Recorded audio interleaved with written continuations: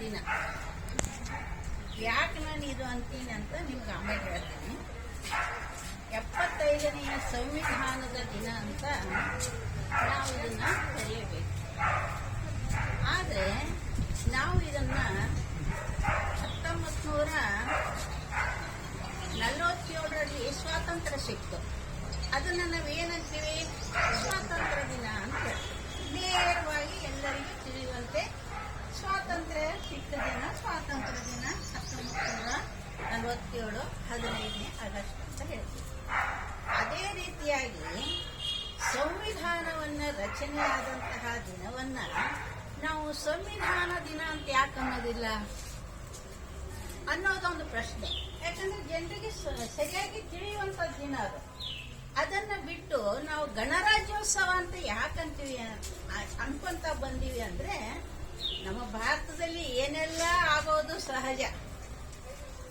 ಈ ಗಣರಾಜ್ಯೋತ್ಸವ ಅನ್ನೋದಕ್ಕೆ ಕಾರಣ ಏನಂದ್ರೆ, ರಾಜ್ಯಗಳನ್ನ ಗಣ ವಿಭಾಗವನ್ನಾಗಿ ಮಾಡಿದರು.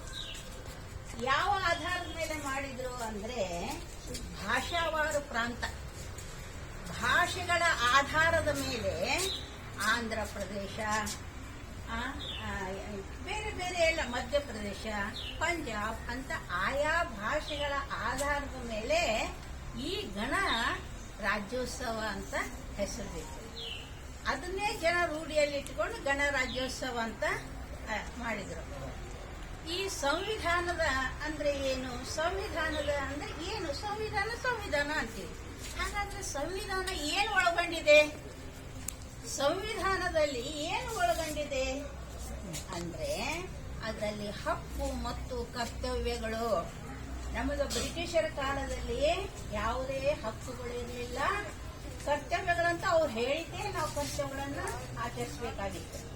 ಆದ್ರೆ ಹಕ್ಕುಗಳು, ಆ ಹಕ್ಕುಗಳನ್ನ ಯಾವ್ಯಾವ ಮನುಷ್ಯನಿಗೆ ವಾಕ್ ಸ್ವಾತಂತ್ರ್ಯ, ಧರ್ಮವನ್ನ ಆಚರಿಸುವಂತಹ ಸ್ವಾತಂತ್ರ್ಯ, ಯಾರ ಧರ್ಮವನ್ನಾದ್ರೂ ಕೂಡ ಅವ್ರು ಆಚರಿಸಬಹುದು. ಈ ರೀತಿಯಾಗಿ ಈ ಎಲ್ಲಾ ಹಕ್ಕು ಸಿಕ್ಕಂತಹ ನಮಗ್ ನಿಜವಾಗಿ ಸ್ವಾತಂತ್ರ್ಯ ಅಂದ್ರೆ ಎಲ್ಲಾ ರೀತಿಯಿಂದಲೂ ಸ್ವಾತಂತ್ರ್ಯ ಸಿಕ್ಕಂತಹ ದಿನ ಇವತ್ತು. ನಾವು ಸ್ವಾತಂತ್ರ್ಯ ಸಿಕ್ಕಿದ್ಕಿಂತಲೂ ಹೆಚ್ಚು ಸಂತೋಷವನ್ನ ಪಡಿಬೇಕಾದಂತಹ ದಿನ ಇವತ್ತು. ಇಲ್ಲಾಂದ್ರೆ ನಾನು ಇವತ್ತು ಇಲ್ಲಿ ನಿಂತು ಮಾತಾಡುವಂಗಿರ್ಲಿಲ್ಲ, ನೀವು ನನಗೆ ಹೇಳುವಂಗಿರ್ಲಿಲ್ಲ. ಅದೆಲ್ಲ ಅವ್ರ ಕಾಲದಲ್ಲಿ. ಆದ್ರೆ ನಾವು ಸ್ವಾತಂತ್ರ್ಯ ಪಡೆದು ಇಷ್ಟು ಹಕ್ಕುಗಳನ್ನ ಪಡೆದಿವೆ. ಅದೇ ರೀತಿಯಾಗಿ ಹಕ್ಕುಗಳ ಜೊತೆಯಲ್ಲಿ ಕರ್ತವ್ಯಗಳು ಕೂಡ ಇದೆ.